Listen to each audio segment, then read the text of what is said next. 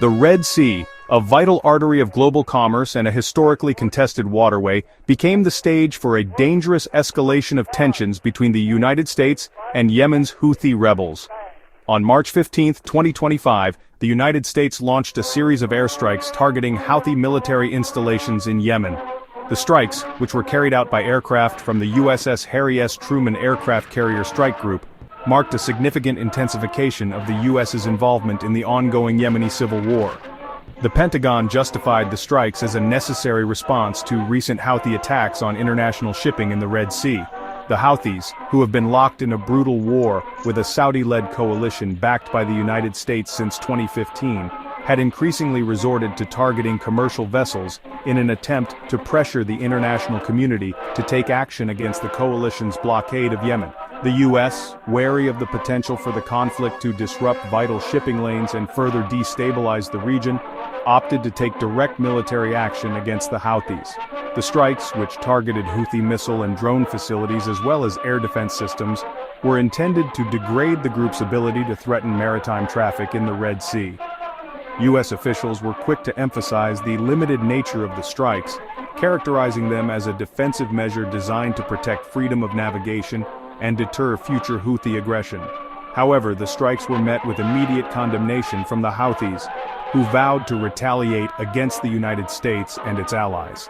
The decision to launch airstrikes against the Houthis represented a calculated gamble by the Biden administration. While the strikes were successful in destroying their intended targets, they also carried the risk of sparking a wider conflict in the region, one that could draw the U.S. further into the quagmire of the Yemeni civil war, and potentially lead to a direct confrontation with Iran, which has been accused of providing material support to the Houthis. The strikes marked a turning point in the conflict, raising the stakes and setting the stage for a dangerous cycle of escalation and retaliation.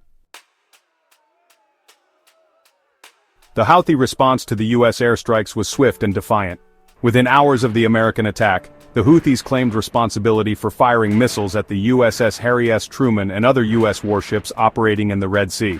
The Houthis claimed to have used a barrage of ballistic and cruise missiles in the attack, aiming to inflict significant damage on the American fleet.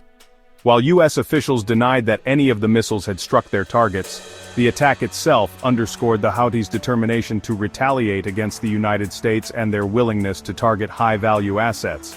The attempted missile attack on the USS Harry Truman marked a significant escalation in the conflict. The Houthis, already designated as a terrorist organization by the U.S. government, demonstrated their growing military capabilities and their resolve to strike at the heart of American power in the region. The attack also highlighted the vulnerability of even the most advanced warships to missile attacks, particularly in confined waters like the Red Sea. The Houthis, emboldened by their ability to strike at American forces, vowed to continue their attacks on U.S. and allied shipping in the Red Sea. They framed their actions as a legitimate response to the U.S.'s support for the Saudi-led coalition, which they accused of war crimes and crimes against humanity in Yemen. The Houthis, who view themselves as fighting a war of liberation against foreign aggression, sought to portray the United States as a direct participant in the conflict and a legitimate target for their attacks. The Houthis' defiance, however, came at a cost. The U.S., responding to the attempted missile attack, launched a second wave of airstrikes against Houthi targets in Yemen. The strikes, which were more extensive than the initial attack, targeted Houthi military infrastructure, command and control centers, and weapons storage facilities. The escalation of violence brought further suffering to the Yemeni people, who have already endured years of war, famine, and disease. The cycle of violence once set in motion proved difficult to break. The USS Harry Truman, a Nimitz-class supercarrier and one of the largest warships ever built, found itself at the center of the escalating conflict in the Red Sea. Commissioned in 1998 and named after the 33rd President of the United States, the Truman is a potent symbol of American naval power, capable of projecting force across the globe. Her presence in the Red Sea, along with her accompanying strike group, was intended to deter aggression and maintain stability in the region. The Truman's mission, however, took a dangerous turn with the outbreak of hostilities between the U.S. and the Houthis. The ship, initially tasked with providing air support for the Saudi-led coalition in Yemen, became a target herself when the Houthis launched their missile attack. The attack, while unsuccessful, underscored the vulnerability of even the most powerful warships to attack, particularly in the confined waters of the Red Sea. The Houthis' targeting of the USS Harry Truman was no accident. The carrier, with its distinctive angled flight deck and massive size, is instantly recognizable as a symbol of American military might. By striking at the Truman, the Houthis aimed to deliver a blow against American prestige and demonstrate their ability to challenge U.S. power in the region. The attack, regardless of its military outcome, carried significant symbolic weight. The USS Harry Truman, once a symbol of American strength, became a lightning rod for anti-American sentiment in the region. The Houthis, in their propaganda, portrayed the ship as a representation of American imperialism and aggression, a potent rallying cry for their supporters.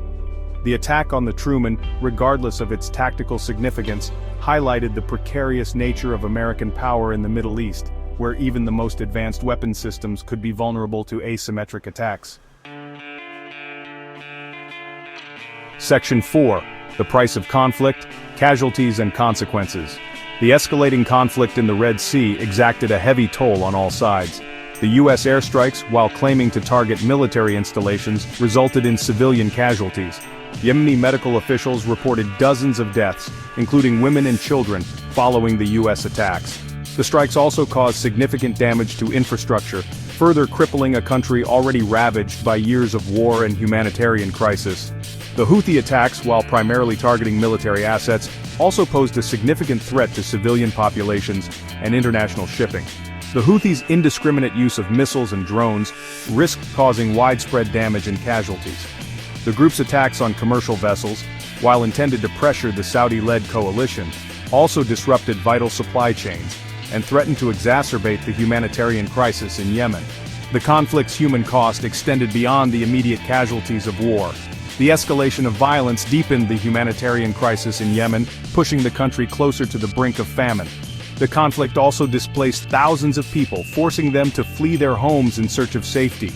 The war's long shadow touched every aspect of Yemeni life, leaving a legacy of trauma, destruction, and despair. The conflict in the Red Sea, while geographically limited, had far-reaching consequences. The escalation of tensions between the U.S. and the Houthis threatened to destabilize the entire region, drawing in regional actors and potentially sparking a wider conflict. The conflict also highlighted the fragility of peace in the Middle East, where long-standing grievances and simmering tensions could quickly erupt into violence. Section 5. A War of Words, Statements, and Justifications. The escalating conflict in the Red Sea was accompanied by a war of words, with both sides attempting to justify their actions and demonize their opponents. The Biden administration, seeking to rally international support for its actions, accused the Houthis of terrorism and piracy, framing the conflict as a battle between order and chaos. U.S. officials emphasized the defensive nature of their actions, portraying the airstrikes as a necessary response to Houthi aggression and a measure to protect freedom of navigation. Houthi leaders, in turn, accused the United States of hypocrisy and double standards, pointing to the U.S.'s long history of military intervention in the Middle East and its unwavering support for the Saudi-led coalition in Yemen.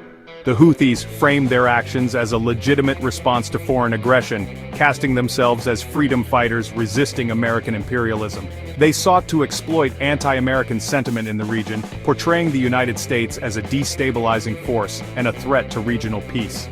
The war of words extended beyond the immediate protagonists.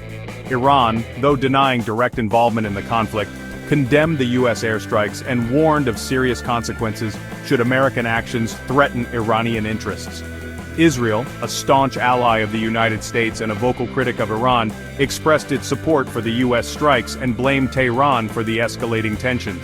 The conflict, while geographically contained, exposed the deep divisions and rivalries that continue to plague the Middle East. The propaganda war, waged in the media and on the diplomatic stage, played a crucial role in shaping international perceptions of the conflict. Both sides sought to control the narrative, portraying themselves as victims and their opponents as aggressors. The war of words, while often overlooked, played a critical role in shaping the course of the conflict, influencing international opinion and shaping the options available to policymakers.